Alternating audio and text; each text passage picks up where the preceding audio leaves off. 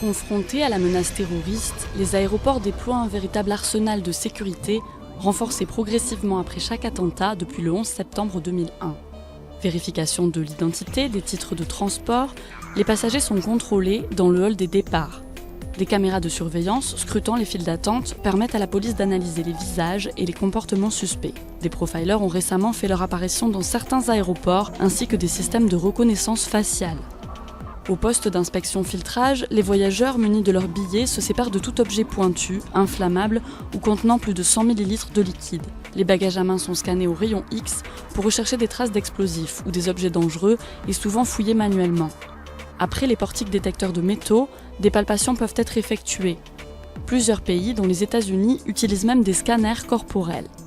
Le personnel aéroportuaire est aussi inspecté. Pour circuler dans la zone réservée, les employés doivent être dotés d'un badge spécial.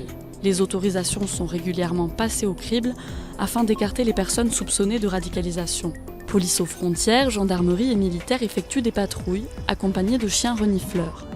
Côté soute, les bagages sont examinés au rayon X et éventuellement à l'aide d'un tomographe détectant les connexions chimiques.